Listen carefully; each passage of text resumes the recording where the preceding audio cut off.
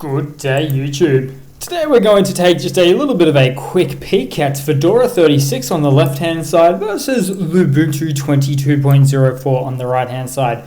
So potentially a little bit of an apples to oranges video, but they are actually very popular, both very popular Linux distributions in their own right. So without further ado, I'll load a few things up here and we'll just take a quick little peek. And on the left-hand side here for Fedora, okay, so we're running on the GNOME desktop environment, the default desktop environment for Fedora there. So very nice and beautiful and refined desktop environment, to say the least, just the way that it works with all these workflows and everything here. On the right-hand side, however, for Lubuntu, we are running on the much more basic LXQT framework, and it's mixed in with Ubuntu, hence the Lubuntu name there. So it's almost like Windows XP a little bit. In fact, maybe even more simple looking, perhaps. I want to say Windows 95, the way that it's set up, but it is designed to be lightweight, and that's what it's all about. So you can see the categorized apps, just like in Fedora, slightly differently, but all the same. So we've got our Office apps, Internet apps, games, graphics, accessories, system tools, and so forth. Bit of a right-click menu there. Let's have a bit of a further look maybe at the file managers here. So nothing too much to write home about with both of these, but on the left-hand side, we've got the GNOME Files file manager there.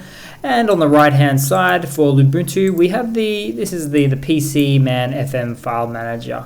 So the -qt variant. In other words, just a small lightweight file manager. You can't really exactly right-click and open a terminal there, which is a little bit unfortunate because I'd love to do that, which of course you can do with Fedora.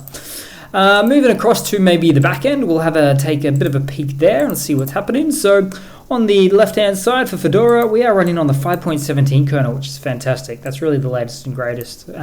Whereas Lubuntu 22.04 running on the 5.15 kernel. So this is quite popular with Fedora, or endemic to Fedora, in the way that it does have really the latest and greatest kernel on the market, because it's just the bleeding edge of things, really. So if you've got really cutting edge hardware, maybe you might be looking at Fedora, but still 5.15 isn't too bad for Lubuntu there.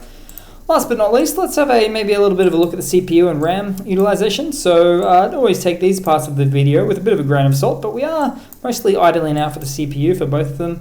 This is where things really change. So exactly a gigabyte of RAM on boot up for Fedora, whereas for Lubuntu, we are running at 428 megabytes of RAM on boot up. So certainly a lot less in comparison there. In fact, less than half the RAM usage over Fedora. So something certainly to keep in mind if you do have an older machine or a workstation.